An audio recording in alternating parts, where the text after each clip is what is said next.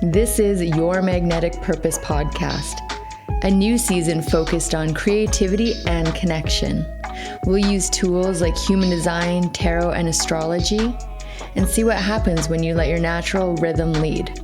So let's dive in. Welcome back to Your Magnetic Purpose. In the last episode, we talked all about connection. How energy is not a feeling that we chase, but it is the energy that we meet, and how different types experience connection in their own unique way. And that's why relationships feel the way that they do. We all show up in our own unique presence. But today we're going to go a little bit deeper. In this episode, we are going to go into channels in the human design charts. This is the mechanics of connection between two people. It's the invisible architecture that explains why certain relationships feel steady, intense, familiar, or even a little bit chaotic. Channels are not as abstract as they may look when you're looking at your body graph chart. They can seem really confusing, and it's just like lines flying everywhere. But they're actually lived experiences that play out over time once you understand what you're actually looking at. In human design, a channel is a fixed flow of energy. It connects two centers to the chart, and it describes a consistent way that that energy moves. When someone carries a full channel in their chart, that energy is self-sustaining. And they would say that this is something that feels very, very familiar to them. They would even say that it is something that feels like a personality trait to them, and it's something that they're aware of. There's also a certain type of energy within you that is unbeknownst to you. This is something that other people can see in you, but you wouldn't fully understand it until you witness it or is pointed out by somebody. And this is where your design chart comes in. These are our subconscious things. So together, a subconscious or a conscious trait can make up a channel. When two people come together, channels shape how they meet. Sometimes the channel already exists in one person, and sometimes it forms between two people when they connect with each other. And sometimes people only carry one part of that channel, but it's still present.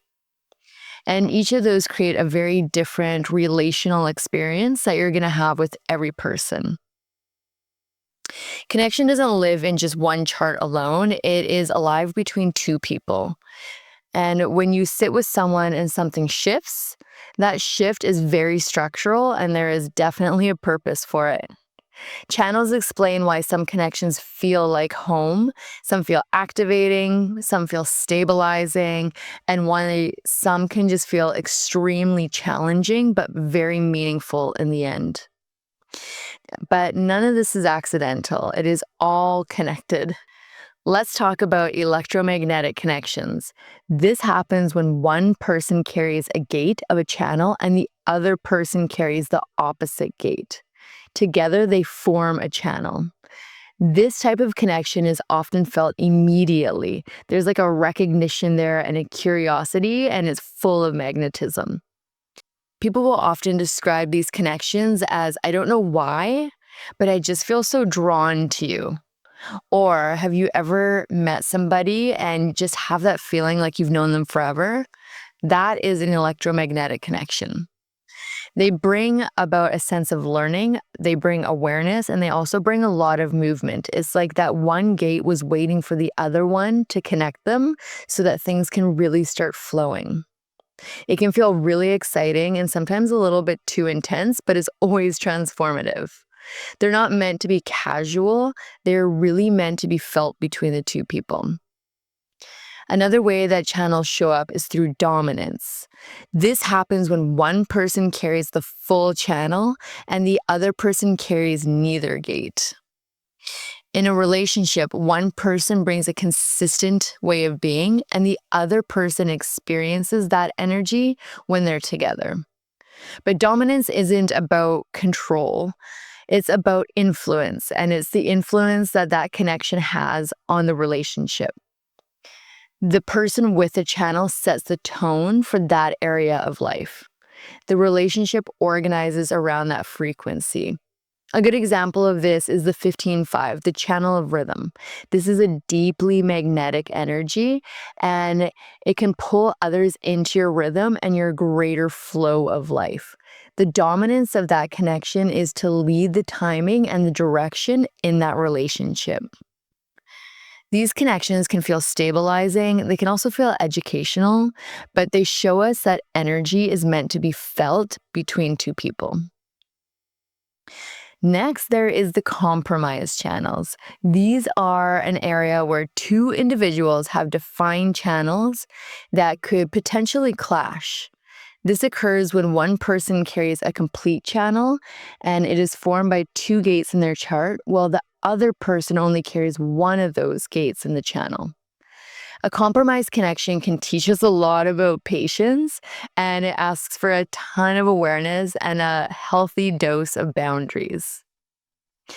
But one of the most grounding realizations about channels is that connection changes depending on who is present.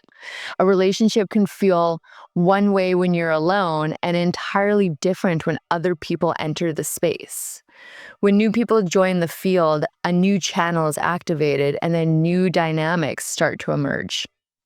This is why some relationships feel a little bit different in private than they do in public, and why some partnerships thrive in a certain environment, and context really matters here. In a romantic relationship, channels often explain attachment patterns.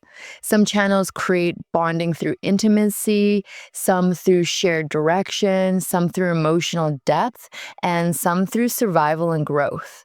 When a relationship feels hard to leave, oftentimes it's because a channel is bringing that energy together, and it's almost like it's just something that you can't pull apart from each other. When an relationship feels easy but not very deep, often fewer channels are activated in the couple's chart. Neither is wrong, they're just simply different experiences. Channels are just as powerful in business and creation.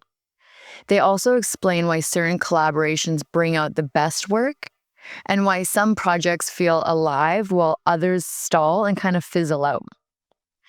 It's always a good idea when you're working with someone new to look at the channels that your new partnership or creation is going to have together. And it's not to judge the connection, but it's to understand how it wants to function. Can their strengths help your weaknesses and vice versa? That clarity is going to save you a lot of time and a ton of emotional labor. Now, in human design, compatibility isn't just like the way that pop culture thinks it is. There's no perfect match or an ideal chart, but there is awareness.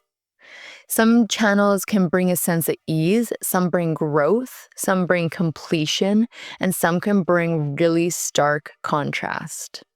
All of them are to teach us something while we're on this journey through life together. And when people start to understand channels, they stop personalizing everything. They think, why do some things feel different in person? Or why are relationships so intense? Why can't they show up the same way here? But when you understand the channels, it removes all of that shame and that questioning in your head. It gives language to an experience, and it also helps to give structure to an emotion, and it brings a lot of honesty. This is why I offer the connection report. Because once you can see the channels in the relationship, it stops being confusing. Whether, again, it's romantic, business, creative, personal, whatever. We look at how the energy moves and what connections support, and also what is asked of you in this connection. That is where awareness comes in, and it helps to change how you choose and decide what is the best flow of energy for this partnership. So, in the next episode, we'll talk about the love gates. These are the different types of love, the different expressions of devotion, and the different ways that people bond. This will bring everything together, and it will start to make sense when you're looking at your connections or your friendships, your business partnerships, or even just the way that you're looking at your art. So for now, notice the connections in your life.